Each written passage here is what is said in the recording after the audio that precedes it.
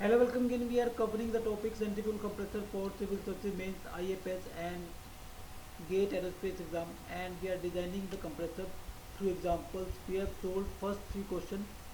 Now the fourth question is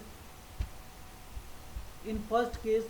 Now assume a free whirl of 30 degree and axial velocity at inlet 150 meter per second. Under above condition, calculate the maximum Mach number at the inlet of the impeller and pressure rise, making taking mean speed of the impeller I. So here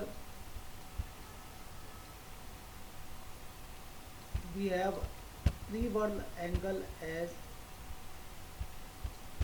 30 degree. So this is your free whirl angle. Okay, and now this is your axial velocity. So this will be your imparted whirl velocity by the free whirl, and this is your u, and this is your relative velocity, and this is your absolute velocity. Okay. So from this, because this is your 150 and this is the angle of free whirl, from this we can calculate this C1. So C1 will come out as 150 by 430. So this angle is your 30 degree. Okay. So it will be 173.2 meter per second. And now this is your absolute velocity at inlet. So now absolute velocity now is changed, because initially it was the absolute velocity, there was no whirl jumper. Now it is the actual velocity. It is the, sorry, inlet velocity. So now from the inlet velocity we can calculate temperature equivalent, that is your C1 square by 2 Cp, so that will be your 14.9.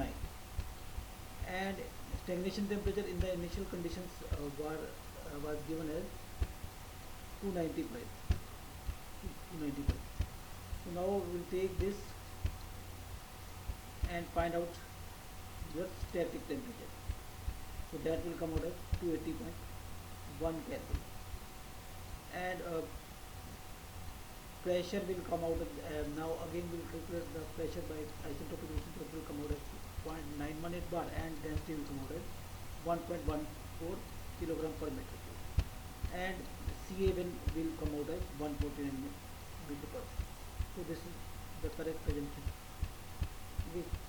So whirl velocity at inlet will come out as 86 meter per second, this part, and maximum relative velocity will be at u minus Cw1, that is so this is at tip, so that is 273 minus 86, or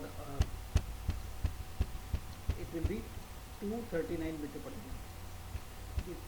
So we have checked that this velocity of Ca1 that is given in the question is satisfying the continuity question. Here we are getting 149 and given velocity is 150, so it is approximately correct. And then we found out this Cw1, and then we found out this maximum relative velocity, that is V1, and uh, static temperature we have as 280.1. So the maximum inlet Mach number will come out as this velocity by gamma RT1 root, so that will be 0.71. Okay. So this is your Mach number at inlet. So now if we want to calculate uh, the pressure rise in this case, then we are assuming that Cw1 is constant throughout the impeller rise. So this P1 is Cw1 is constant throughout the impeller rise, and impeller rise is like that. This is your impeller rise, so this is your impeller rise, and across this Cw1 is constant, and we will take the mean speed, or we can say average of this I root and average of and I root and I tip. So the mean speed will be your